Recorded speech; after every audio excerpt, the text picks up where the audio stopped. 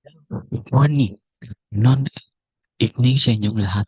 Ako nga pala si Sir Rizal Fernandez, ang magdi-discuss ng social network ethics analysis ng Snapchat. So, ano nga ba ang Snapchat?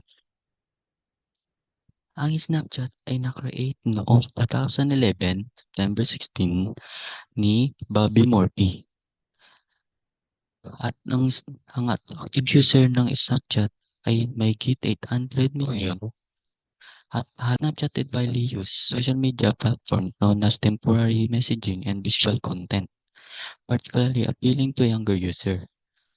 While offer innovate ways to connect, it also faces significant ethical challenges, particularly regarding cyberbullying, mental health. This report examined this concern and proposed practical solution for Snapchat to address them effectively. Ito nga ang mga technical issue ng Snapchat. Ethical issue ethical issue ng Snapchat ay ang cyberbullying and harassment. The temporary nature of message may embolden user to engage in bullying as they may feel less accountable for their action. So dahil nga mabilis lang mawala ang mga message sa Snapchat, ay puwedeng abusuhin ng mga user na ito na magsalita ng kung ano-ano, mga masasamang bad words na talagang inaabuso nila.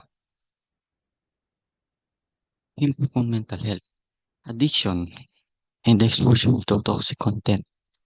Dahil nga maganda at maraming feature ang Snapchat at maganda rin ang messaging nito, ay naa-adik ang mga kabataan sa mga filter na ito at na-expose din sila sa mga toxic content tulad ng mga hindi dapat makita pero nandun sa content na nababasa at napapanood nila. So, ang solution ko dito ay cyberbullying and harassment. Snapchat should educate user about the danger of cyberbullying and encourage them to respect and responsible online. So, kailangan ng Snapchat maging ma-educate ang mga user ng gumagamit nito about sa cyberbullying. Kumbaga, bibigyan sila ng kabukas nila kapag binuksan nila ang Snapchat ay may magbibigay ng warning ng danger about sa cyberbullying. At sasabihin ng Snapchat dun, maging respectful at maging responsable sa mga ginagawang aksyon ng mga 'to. At karagdagan, kailangan din nila mag-enhance ng AI kung saan made-detect nila ang mga bad words o mga salitang hindi dapat dapat na makita sa Snapchat. Isa pa, impact of mental health. Snapchat should parents more control over their children use of app, including time limit, content filtering, and access restriction.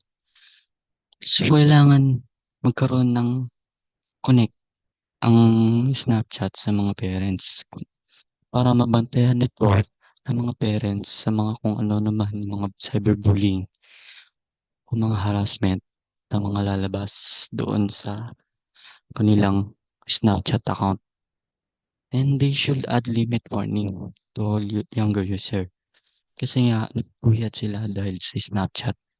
Kailangan nila maglagay ng warning kung lagay na lang ng limit 'pag 11 na tsaka na lang lalabas ang warning na ito na kailangan nilang ayusin ang sarili at panatilihin ng at panatilihin ang mental health ng mga ito. At ang solusyon, addressing in social networking is crucial to fostering a safe, responsible, and trustworthy digital environment. Snapchat as a platform with a vast user base and unique feature, there's a significant responsibility to mitigate ethical concern related to cyberbullying and harassment, impact on mental health, and other potential harm. Yun lang po. Thank you and goodbye.